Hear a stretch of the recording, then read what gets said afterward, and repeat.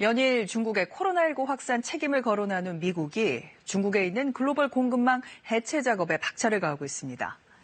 미중 간 갈등이 다시 고조되면서 코로나19 사태로 허약해진 세계 경제가 더 큰 변동성 위기에 놓였습니다. 뉴욕에서 김철우 특파원입니다. 중국으로부터 생산 공급망 의존을 탈피하기 위한 작업이 추진되고 있다. 미국 정부가 중국에 대한 보복 조치 일환으로 이런 움직임에 박차를 가하고 있다고 로이터 통신이 보도했습니다. 미국은 3,700억 달러 규모의 중국산 제품에 25% 관세를 부과하거나 중국 고위공직자, 기업에 대한 제재, 중국에 대해 부채 일부를 무효화하는 방안 등을 검토 중입니다.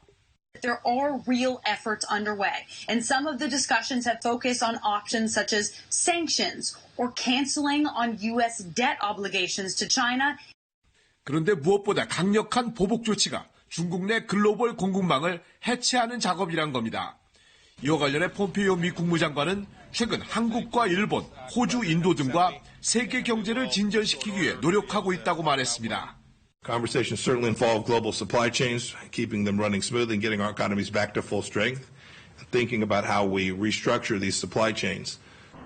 중국 내부에서도 코로나 사태로 세계 각국의 반중국 정서가 1989년 천안문 사태 이후 최악의 수준으로 떨어졌다는 경고의 목소리가 나온 것으로 전해졌습니다.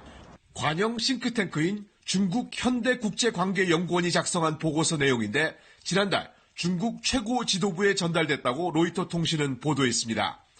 세계 각국은 코로나 사태로 허약해진 경제를 살리기 위해 총력을 다하고 있습니다.